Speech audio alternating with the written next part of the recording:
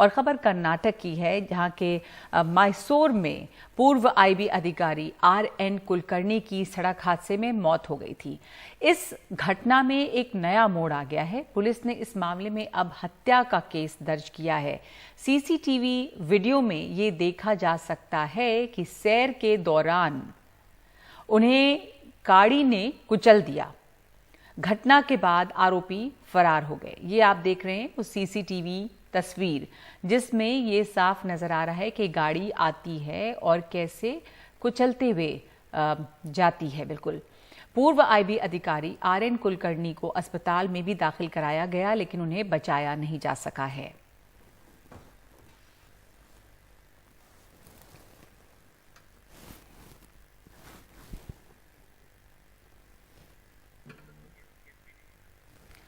तो ये कर्नाटक की घटना है। वहां के मैसूर में पूर्व आईबी अधिकारी RN कुलकर्णी की सड़क हादसे में मौत हुई है। बताया गया है कि सड़क हादसा है, लेकिन इसमें एक नया मोड़ सामने आया है इस पूरे मामले में, जिसमें अब ये कहा गया है कि ये हादसा नहीं है, ये हत्या है। इस मामले में हत्या का केस दर्ज हुआ है, क्योंकि सीसीटीवी वीडियो सामने आया है जिसमें ये देखा जा सकता है कि सैर के दौरान उन्हें एक कार ने कुचल दिया और घटना के बाद आरोपी फरार हो गए हैं। आईबी अधिकारी, जो पूर्व आईबी अधिकारी थे RN कुलकर्णी, उन्हें अस्पताल में भी ले जाया गया, लेकिन उन्हें बचाया नहीं जा सका और इसलिए अब इस मामले में हत्या का मामला दर्ज किया गया है। पहले ये एक सड़क दुर्घटना जितना ही मामला दिख रहा था, पर अब इसमें एक नया मोड़ आया है। हमारे साथ मेरे सहयोगी निहाल किदवई जुड़ गए हैं इस घटना, इस हादसे के बारे में और जानकारी के साथ।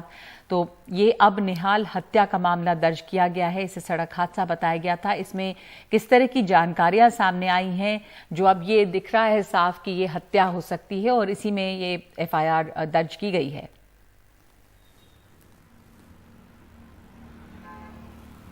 देखिए, ये जो मामला है, ये जो तस्वीर आप देख रही हैं, ये तस्वीर 4 तारीख की है इस महीने की। शाम में तकरीबन 5 से 5:30 बजे के आसपास जब वो इवनिंग वॉक पे गए थे, हमेशा कुलकर्णी साहब जाते थे, उसी वक्त आप देखिए कि किस तरह से एक कार आती है और सीधे उनको हिट करती है। वो बिल्कुल अपने बाईं तरफ थे, कार भी अपने सही रास्ते पे आई, लेकिन उसके बाद उसने राइट टर्न लिया और सीधे जाकर के उसको कुलकर्णी साहब को उन्होंने हिट किया है। तो इसलिए जहां पहले पुलिस को लग रहा था कि ये मामला एक रोड एक्सीडेंट का है, तो पहले ट्रैफिक पुलिस ने हिट एंड रन का केस दर्ज किया। लेकिन जब सीसीटीवी फुटेज आसपास का खंगाला गया तो पता चला कि ये हिट एंड रन का या गैर इरादतन हत्या का मामला नहीं है, बल्कि ये सीधे तौर पर जानबूझ के की गई एक हत्या है, क्योंकि ये साफ तौर पर सीसीटीवी फुटेज में दिख रहा है। उसके बाद पुलिस ने हत्या का मामला दर्ज किया और जांच शुरू की। यह हमें पुलिस कमिश्नर ने बताया कि जो नेबर हैं, उनके जो पड़ोसी हैं, उनके साथ कुलकर्णी साहब, जो कि 23 साल पहले रिटायर हुए थे खुफिया विभाग से, अलग अलग पदों पे वो काम कर चुके हैं, उनका अपने पड़ोसी से एक कंस्ट्रक्शन को लेकर के, बिल्डिंग कंस्ट्रक्शन को लेकर के काफ़ी दिनों से लड़ाई चल रही थी। बार बार दोनों ही तरफ से लड़ाई झगड़ा होता था और इससे आसपास के जो लोग थे वो भी काफ़ी परेशान रहते थे। ऐसे में ये बात कही जा रही है कि हो सकता है इस हत्या को उससे जोड़ के देखा जा सकता है। पुलिस कमिश्नर का ये कहना है कि अभी वो सभी पहलुओं की जांच कर रहे हैं। जो भी नेबर हैं उनसे भी पूछताछ की जा रही है, क्योंकि कुलकर्णी साहब के परिवार की तरफ से उनके जो पड़ोसी हैं उनके खिलाफ शिकायत दर्ज करवाई गई थी। लेकिन हमें नहीं भूलना चाहिए कि कुलकर्णी साहब एक बड़े अधिकारी थे आईबी के, जो जानकारी हमें दी गई है पुलिस की तरफ से। 23 साल पहले वो रिटायर हुए थे और उसके बाद वो काफ़ी जागरूक भी थे।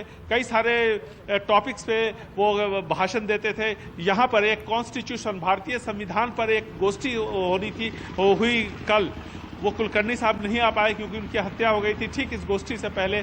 तो कुल मिलाकर के वो काफ़ी इस तरह के कार्यक्रमों में भी हिस्सा लेते रहते थे। तो पुलिस की कई टीमें लगातार इसके तह तक जाने की कोशिश कर रही है और यह पता लगाने की कोशिश कर रही है कि इस हत्या के पीछे कौन लोग हैं, किस साजिश के तहत उनकी हत्या की गई। लेकिन पुलिस ने एक बात साफ कर दी है कि यह सीधे तौर पर हत्या का मामला है। जी, शुक्रिया आपका निहाल। हमारे साथ इस समय वरिष्ठ वकील आदित्य सोंढी भी जुड़े हैं, जिनके कार्यक्रम में पूर्व आईबी अधिकारी RN कुलकर्णी जाने वाले थे।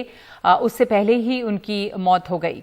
आप आदित्य सोंढी साहब, आपसे जानना चाहेंगे क्या कार्यक्रम था जिसमें जाने वाले थे कुलकर्णी साहब, और ये अब हत्या का मामला दर्ज किया गया है।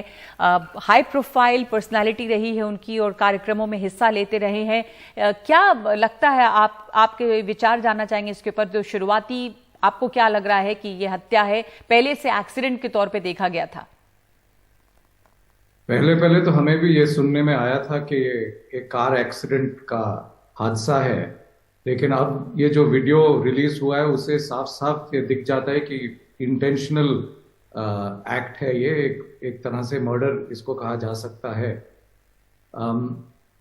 कुलकर्णी साहब मेरे क्लाइंट रह चुके हैं। मैं उनके लिए एक पब्लिक इंटरेस्ट लिटिगेशन में सुप्रीम कोर्ट तक अपेयर हुआ था, जहां उन्होंने इंटेलिजेंस रिफॉर्म के लिए एक पिटिशन फाइल की थी जी।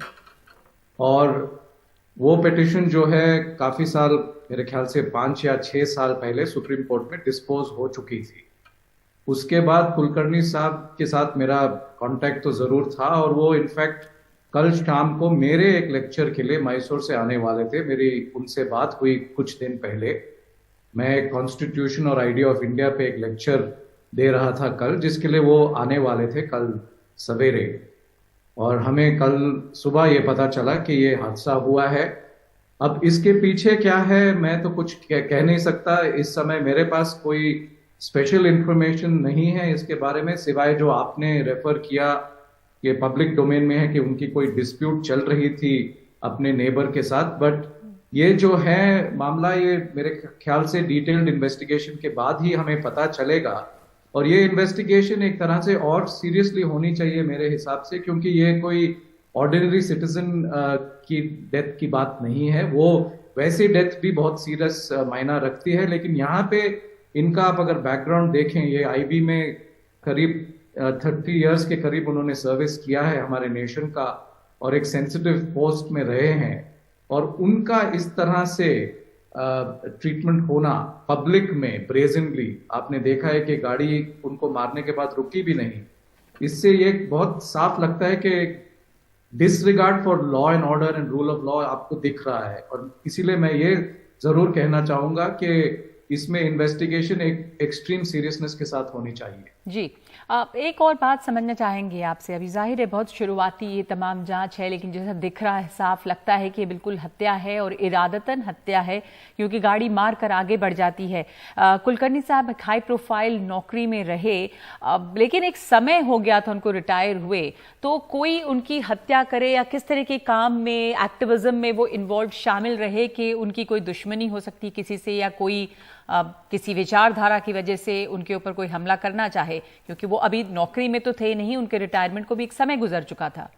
जी देखिए, उनकी विचारधारा जो थी वो एकदम साफ साफ थी। उन्होंने कभी इसके बारे में कोई हेजिटेट नहीं किया। उन्होंने 2 या 3 किताबें छापी हैं जिसमें उन्होंने अलग अलग टॉपिक्स पे बहुत डिटेल रिसर्च किया है। एक टेररिज्म को भी लेके उन्होंने किताब छापी है।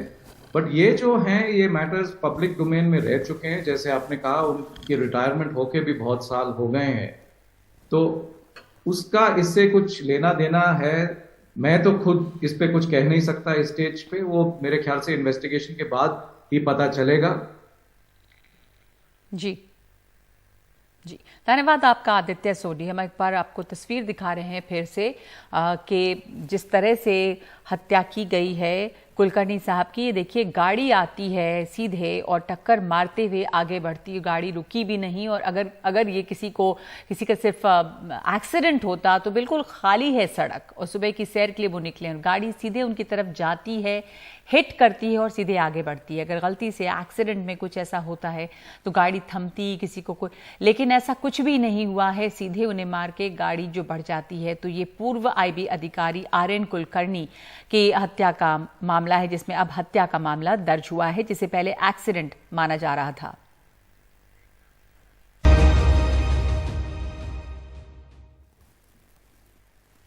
बिहार में गोपालगंज और मोकामा सीट पर हुए उपचुनाव का परिणाम आरजेडी और बीजेपी दोनों के लिए ही संतोषजनक रहा।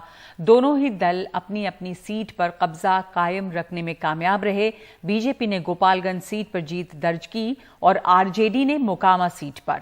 लेकिन गोपालगंज सीट पर आरजेडी की हार में एआईएमआईएम और बीएसपी उम्मीदवार की एक अहम भूमिका रही। दोनों ही को मिलाकर 20,000 वोट मिले हैं। मोकामा से विजयी प्रत्याशी नीलम देवी, नीलम के पति अनंत सिंह इस सीट से 4 बार विधायक रहे हैं। नीलम सिंह को जीत का इतना भरोसा था कि उनके समर्थकों ने पहले से ही मिठाई बनवा कर रख ली थी। जीत के बाद इन समर्थकों ने जमकर आतिशबाजी कर खुशी मनाई। बाबा परशुराम की धरती है, वहाँ मोकामा क्षेत्र की जनता किसी जुमलेबाजी और बहकावे में नहीं आएगी। जितना विधायक जी जनता को सेवा किए हैं, दुख में सुख में और विकास किए हैं, जनता उसी का तो रिजल्ट दे रहे हैं। हमारी जीत पहले से ही तय था, हम तो पहले ही बोल दिए थे कि कहीं कोई टक्कर में नहीं है, सिर्फ एक औपचारिकता थी, वो भी पूरी हो गई। वहीं गोपालगंज सीट पर सहानुभूति के बावजूद बीजेपी प्रत्याशी कुसुम देवी ने 2000 से कुछ अधिक वोट से ही जीत पाई। ये सीट कुसुम देवी के पति और बीजेपी के पूर्व विधायक सुभाष सिंह के निधन से खाली हुई थी। यहाँ राष्ट्रीय जनता दल के प्रत्याशी की हार में AIMIM के प्रत्याशी को मिले 12,000 से अधिक वोट और BSP प्रत्याशी इंदिरा देवी को मिले 8,854 वोटों की अहम भूमिका रही। केवल सिंपैथी फैक्टर होने के बावजूद भी 1700 वोट से ही हमारी गोपालगंज में हार हुई है। यानी जनता जो है गोपालगंज की, जो बीजेपी का जो कोर वोटर है, वो कहीं ना कहीं से जो लोग क्लेम करते थे कि फलना जो है हमारा ही वोटर है, उस पे महागठबंधन के लोगों ने सेंध मारने का काम किया है। जदयू बीजेपी से अलग हुआ, आरजेडी के साथ गया, महागठबंधन बनाया, फिर भी गोपालगंज में भारतीय जनता पार्टी को ये लोग हरा नहीं पाए और भारतीय जनता पार्टी का कमल वहां खिला है। और ये साफ संदेश है कि जदयू राजद मिलकर भी भारतीय जनता पार्टी को नहीं हरा सकते। बिहार में उपचुनाव के परिणाम को लेकर राष्ट्रीय जनता दल और भारतीय जनता पार्टी में खुशी और गम दोनों का माहौल है। खुशी इस बात को लेकर है कि दोनों पार्टियों ने अपने अपने परंपरागत सीट पर कब्जा कायम रखने में एक बार फिर कामयाब रहे, और गम इस बात को लेकर है कि दोनों पार्टियां जहां एक दूसरे के ऊपर दूसरी सीट पर विजय पाने का जो भी मंसूबा उन्होंने पाल रखा था, वो धरा का धरा रह गया। पटना से कैमरामैन हबीब के साथ मनीष कुमार, NDTV इंडिया। और जैसी उम्मीद थी ठीक वैसे ही अंधेरी विधानसभा उपचुनाव में शिवसेना उद्धव ठाकरे गुट की ऋतुजा लटके जीत गई हैं। बीजेपी द्वारा अपना उम्मीदवार चुनाव मैदान से हटा लेने के बाद ये चुनाव एक तरफा था, लेकिन जिस तरह से 12,000 से भी ज्यादा वोट नोटा पर पड़े हैं वो चौंकाने वाले हैं। शिवसेना इसे नोटा नहीं बल्कि बीजेपी का वोट बता रही है। अंधेरी विधानसभा उपचुनाव में शिवसेना उद्धव ठाकरे गुट की मशाल ने कमाल कर दिखाया। ऋतुजा लटके भारी मतों से विजयी हुई। इस मौके पर ऋतुजा लटके ने अपनी जीत का श्रेय अपने पति दिवंगत रमेश लटके के काम को दिया। ये जीत जैसे मैंने बताया, ये जीत मेरी पति की जीत है। उन्होंने जो काम किया है, विकास काम किया, अंधेरी का जो विकास, वो उनका ध्येय था, ध्यास था, उसकी जीत है ये। शिवसेना के स्थानीय विधायक रमेश लटके के निधन के बाद हुए इस उपचुनाव में पहले बीजेपी ने अपना उम्मीदवार उतारा था, लेकिन बाकी विपक्षी दलों की अपील पर वापस ले लिया, जिसके बाद ऋतुजा लटके की जीत निश्चित थी।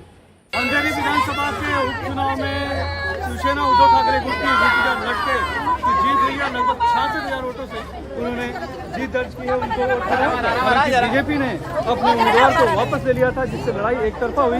लेकिन एक दिलचस्प बात जो देखने को मिली वो ये कि नोटा जो है तकरीबन 12,000 नोटा के तहत वोट पड़े हैं। अब जो लड़ाई हुई वो नोटा बनाम ऋतुजा लटके हो गई। जो प्रोजेक्ट तय किए गए थे वो सब प्रोजेक्ट गुजरात खींच करके ले जाए गए। अब अचानक गुजरात का चुनाव घोषित होने के बाद प्रधानमंत्री के मुंह से महाराष्ट्र प्रेम व्यक्त होने लगा है। 2 लाख करोड़ के प्रोजेक्ट मतलब जमीन पर प्रोजेक्ट के लिए और हवा में अटके प्रोजेक्ट महाराष्ट्र के लिए। मेरा ऐसा अनुमान है कि भ्रम का गुब्बारा फूटने से पहले ही राज्य में मध्यावधि चुनाव हो सकता है। महाराष्ट्रामध्ये मध्यावधी निवडणुका होऊ शकतात, हा एक माझा एक अंदाज है। पैसे देके नोटा का प्रचार किया गया है। मैंने पुलिस को, मैंने इलेक्शन कमीशन को मैंने रिटर्निंग ऑफिसर को लिखित स्वरूप में दिया था कि कहाँ कहाँ पर ये पैसे दिए जाते हैं। जो इन्फॉर्मेशन हमको मिल रही थी वो सब हमने पुलिस को दी थी, लेकिन उसके ऊपर कोई एक्शन हुई नहीं। ये जो वोट्स मिले हैं, मुझे ऐसे लगता है कि जिन्होंने नोटा का प्रचार किया है वो लोगों की ताकत है। एक बाजू से उम्मीदवार पीछे लेना, दूसरे बाजू से नोटा का प्रचार करना। तो ये जो नोटा को जो मिले हुए वोट्स है वही उनके वोट्स है, ऐसा हम समझते हैं। उधर मुंबई बीजेपी अध्यक्ष आशीष शेलार ने ट्वीट कर ऋतुजा लटके को बधाई तो दी है, लेकिन साथ ही ये भी लिखा है कि यह जीत बीजेपी की वजह से हुई है। अगर बीजेपी ने चुनाव लड़ा होता तो ऋतुजा लटके की हार निश्चित थी, लेकिन शिवसैनिक ऐसा नहीं मानते। उनका तो दावा है कि अगर बीजेपी का उम्मीदवार सामने होता तो जीत में और मजा आता। और नोटा का वोट पड़ा है ना, ये लोटे वाले का नोट पड़ा है और उसको बीजेपी को औकात दिखा दिया। अगर हमारे जॉब में खड़ा होता तो उसकी औकात उसको हम दिखा देते थे कि उसकी कितनी है औकात। अभी उसको बोला नेक्स्ट टाइम खड़ा रहेगा तो बहुत समझ से खड़ा रहेगा। उसको हराते ना तब जल्द ज्यादा खड़ा रहते लड़के तो ज्यादा मजा आता। डर गया उसको वो बोलते ना हम लोग सहानुभूति दिखा रहे, सहानुभूति नहीं दिखाया, वो डर के ही उन्होंने पीछे लिया। अगर वो आता था इलेक्शन में तो और मजा आता था। हम तो वही सोचते थे सब शिवसैनिक उसने पीछे क्यों लिया। शिवसेना में बगावत के बाद ये पहला विधानसभा चुनाव था और चुनाव चिन्ह भी धनुष बाण की जगह जलती मशाल थी। ऐसे में ऋतुजा लटके की इस जीत ने शिवसैनिकों में नया जोश भर दिया है। मुंबई से कैमरामैन अशोक महाडिक और धनेश के साथ सुनील सिंह, एनडीटीवी इंडिया के लिए। हिमाचल प्रदेश में चुनावी बिगुल बज गया है और बीजेपी ने हिमाचल प्रदेश विधानसभा चुनाव के लिए अपना मैनिफेस्टो कुछ देर पहले ही जारी किया, जिसमें सबसे अहम वादा है यूनिफॉर्म सिविल कोड का। बीजेपी अध्यक्ष जेपी नड्डा, केंद्रीय मंत्री अनुराग ठाकुर और मुख्यमंत्री जयराम ठाकुर ने बीजेपी का संकल्प पत्र जारी करते हुए कुल 11 चुनावी वादे किए हैं, जिनमें यूनिफॉर्म सिविल कोड, 8 लाख से ज्यादा रोजगार, वक्फ की प्रॉपर्टी का सर्वे, हिम स्टार्टअप योजना, युवाओं किसानों की बेहतरी, सरकारी कर्मचारियों की सुविधाएं बढ़ाने और सैनिक परिवारों की मदद के साथ साथ धार्मिक पर्यटन के लिए 12,000 करोड़ के खर्च और मजबूत आधारभूत ढांचे की बात है। साथ ही अन्नदाता सम्मान निधि में 3,000 रुपए सालाना दिए जाएंगे। सभी गांव को पक्की सड़कों से जोड़ने जैसे बड़े वादे भी इसमें किए गए हैं। इसके बाद जेपी नड्डा जनसंपर्क यात्रा कर रहे हैं। इससे पहले कल ही कांग्रेस ने भी अपना मैनिफेस्टो जारी किया, जिसमें रोजगार देने और महंगाई कम करने का मुद्दा सबसे अहम है। सौरभ शुक्ला हमारे सहयोगी ने बात की है केंद्रीय मंत्री अनुराग ठाकुर से। हम इस वक्त हिमाचल प्रदेश में, हमारे साथ अनुराग ठाकुर सर सांसद भी हैं, यूनियन मिनिस्टर भी हैं और हिमाचल का एक बहुत बड़ा चेहरा जो कैंपेन कर रहे हैं। सर, हम लोग देखते हैं 1985 से हमेशा रिवाज बदलता नहीं है यहाँ पर। अगर बीजेपी एक बार कांग्रेस, एक बार बीजेपी, एक बार कांग्रेस। इस बार आप फीडबैक क्या है आपका? आप कैंपेन कर रहे हैं, आपकी रैलीज में लोग आ रहे हैं, क्या लग रहा है इस बार? 2014 में भी लोग कहते थे क्या मोदी सरकार बनेगी, पूर्ण बहुमत की बनी, 1984 के बाद पहली बार बनी। फिर 2019 में कहते थे कितनी सीटें जीतेंगे, 2014 से ज्यादा जीत कर 303 सीटें जीत कर आए। और जब जीत कर आए तो धारा 370-35 से सदा सदा के लिए समाप्त की, ट्रिपल तलाक से निजात दिलाया, राम मंदिर का शिलान्यास कराया, सीए जैसा कानून बनाया और यही नहीं, भारतीय अर्थव्यवस्था को दुनिया के सबसे तेज अर्थव्यवस्था बनाया। और आज इंग्लैंड को पीछे, यूनाइटेड किंगडम को पीछे छोड़कर हमने 5वें नंबर की अर्थव्यवस्था भारत को बनाया है।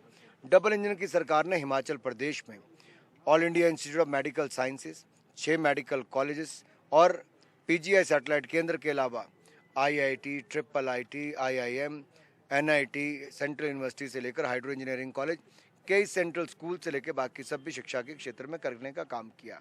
रेलवे नेटवर्क को रिकॉर्ड किया जो पिछले 70 साल में नहीं, हमने 5 साल में किया है। वंदे भारत एक्सप्रेस को भी चलाने का काम किया है। बल्क ड्रग पार्क से लेकर मेडिकल डिवाइस पार्क भी हिमाचल के लिए है, जहाँ पर 40,000 लोगों को रोजगार, स्वरोजगार के अवसर मिलेंगे। ये सब तब हुआ जब ये 5 साल डबल इंजन की सरकार थी। इससे पहले कांग्रेस की सरकार रुकवाने का काम करती थी, हम पूरा करने का काम करते हैं।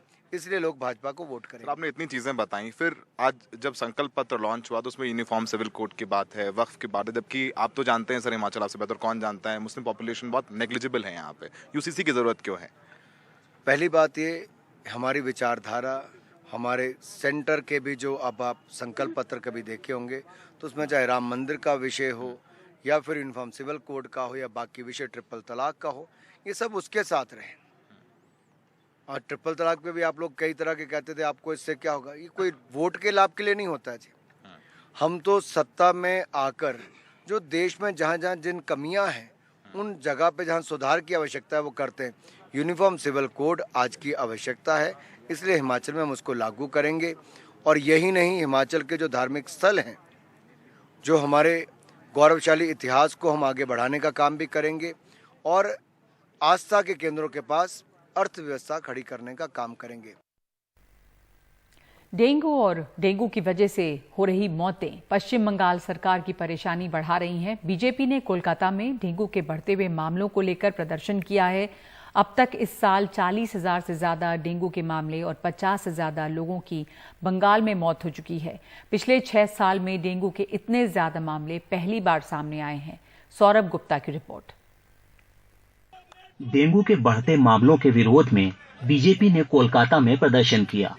पार्टी का आरोप है कि सरकार ने डेंगू पर काबू पाने के लिए प्रयास नहीं किए। इसको लेके राजनीति करना ठीक बात नहीं है। हम लोग कोशिश कर रहे हैं जितना हो सके इसको फैलने से रोकने के लिए। हम बार बार ये कहते हैं जो सिर्फ सरकार या कॉरपोरेशन डेंगू को रोक नहीं पाएगा। डेंगू नाला में नहीं होता है, खटाल में नहीं होता है, खराब पानी में नहीं होता है, अच्छे पानी में डेंगू होता है। आपके जो आप एसी जो यूज करते हैं, एसी के नीचे जो ट्रे होता है उसमें पानी है कि नहीं, ये एक कॉरपोरेशन के पास घर के जाके ये कर सकता है। सरकार और कोलकाता नगर निगम का कहना है कि वो तमाम कोशिशें कर रहे हैं जिससे हालात में सुधार हो। उनका कहना है कि केस सब जगह बढ़ रहे हैं और वो लोगों से अपील कर रहे हैं कि अगर उन्हें बुखार है तो उसकी जांच करवाएं। स्थानीय पार्षद और नगर निगम के कर्मचारी जागरूकता अभियान चला रहे हैं। घर घर जाकर छिड़काव किया जा रहा है जिससे मच्छर न बढ़ें। निर्मल दत्ता, जो कि विधान नगर नगर निगम के पार्षद हैं, उनका कहना है कि जांच करना और जागरूकता अभियान लगातार चल रहा है। उनके वार्ड में इस वजह से हालात नहीं बिगड़े हैं। 2016 में हमने 2 बच्चों को डेंगू की वजह से खो दिया था। उससे हमें सबक मिला। अब हम लोगों को समझाते हैं तो वो ध्यान देते हैं। यही वजह है कि विधान नगर का वार्ड नंबर 38 अभी भी डेंगू से मुक्त है।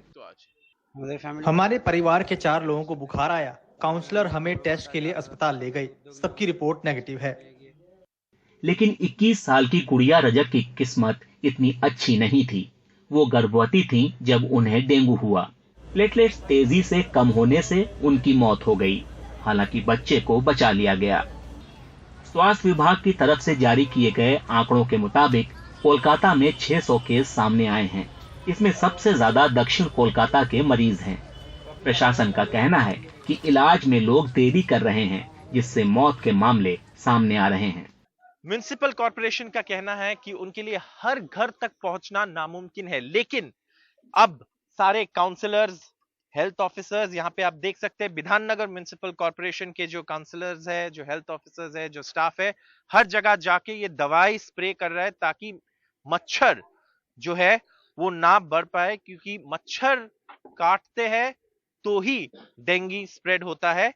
और इसीलिए मच्छर को मारने के लिए जो दवाई है वो हर जगह, हर गली में स्प्रे किया जा रहा है विधाननगर म्युनिसिपल कॉर्पोरेशन और दूसरे कॉर्पोरेशंस द्वारा। कैमरा पर्सन जीडी शंकर के साथ कोलकाता से सौरभ गुप्ता, एनडीटीवी इंडिया।